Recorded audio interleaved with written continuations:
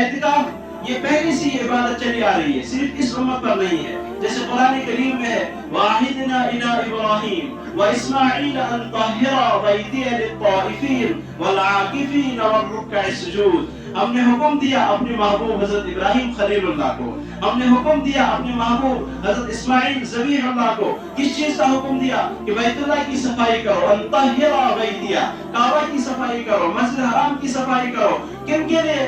اعتکاف کرنے والوں کے لیے. تو اعتکاف کا ثبوت قرآن سے، اعتکاف کرنے والوں کے لیے اور طواف کرنے والوں کے لیے، رکوع سجدہ کرنے والوں کے لیے. سب سے پہلی جو اس آیت سے معلوم بات ہوئی وہ یہ بات ہے کہ مسجد کی صفائی کرنا کتنی فضیلت والا عمل ہے. مسجد کی صفائی کرنا ہر ایک کی ذمہ داری ہے. لیکن آج کل ہم اپنی طرف سے کسی کو رکھ لیتے ہیں، پھر اس کو تنخواہ دیتے ہیں، بہتر ہے ٹھیک ہے، لیکن اس مؤذن کو جو مسجد کی صفائی کرتا ہے کبھی حقیر نہیں سمجھنا چاہیے، کبھی حقارت کی نظر سے اس کو نہیں دیکھنا چاہیے. اس لیے کہ جس گھر کی صفائی کے لیے اللہ خود حکم کرتا ہے اپنے محبوب کو، اور یہ مؤذن بھی اللہ کے گھر کی صفائی کرتا ہے. اور لوگ تو فیکٹریوں کی صفائی کرتے ہیں، لوگ تو گھروں کی صفائی کرتے ہیں، لوگ تو صبح اٹھ کر دکانوں کی صفائی کرتے ہیں، لوگ تو کہیں جا کر اپنی گاڑی کو صاف کرتے ہیں. اور یہ اللہ کا بندہ اللہ کے گھر کی صفائی کرتا ہے، جس صفائی کے لیے اللہ نے حکم فرمایا ہے ابراہیم کو، اسماعیل کو ذبیح اللہ علیہ السلام. وَعَهِدْنَا إِلَىٰ إِبْرَاهِيمَ وَإِسْمَاعِيلَ أَن طَهِّرَا بَيْتِيَ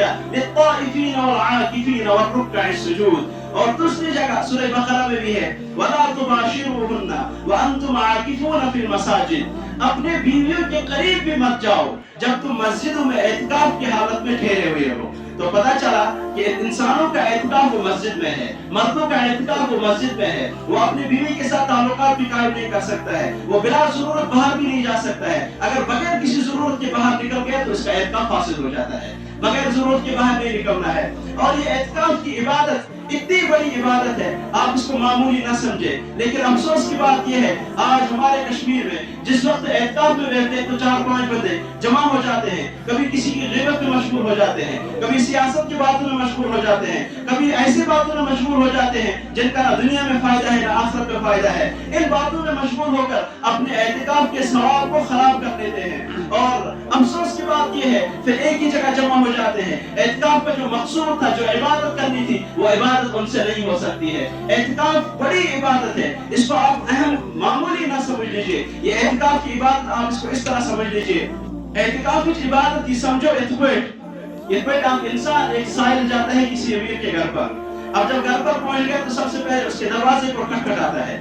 دروازہ کھٹکھٹانے کے بعد پھر وہیں بیٹھ جاتا ہے. وہ فضولیات میں مشغول نہیں ہوتا ہے، وہ کسی کی غیبت نہیں کرتا ہے، وہ کسی سے کوئی بات نہیں کرتا ہے. اس کا جو مقصود ہوتا ہے اپنی رقم لینے کا، وہ وہیں بیٹھتا ہے، اسی کے لیے بیٹھتا ہے، وہی اس کا مقصود ہے. اور پھر چاہے وہ دینے والا اس کو دے یا نہ دے، لیکن پہلے دروازہ کھٹکھٹاتا ہے، اس کے بعد اسی دروازے پر بیٹھ جاتا ہے. تو اعتکاف بھی ایسا ہی سمجھ لیجئے. ایک انسان، ایک ضعیف انسان، کمزور، اور ہمارا رب طاقتور ہے. یہ کمزور انسان آتا ہے، اللہ کا بندہ آتا ہے، کہتا ہے اپنے گھر والوں کو بھی چھوڑوں گا، اپنے رشتہ داروں کو چھوڑوں گا، اپنے دوست احباب کو چھوڑوں گا، اور پھر اس 10 دن میں جو کاروبار ہے اس کو بھی چھوڑ دوں گا اور اللہ کے گھر میں آؤں گا. پھر اللہ کا دروازہ کھٹکھٹاؤں گا اور وہیں بیٹھوں گا، تب تک نہیں نکلوں گا. میں کہوں گا اللہ جب تک معاف نہیں کرے گا، مغفرت نہیں کرے گا، تب تک باہر نہیں جاؤں گا.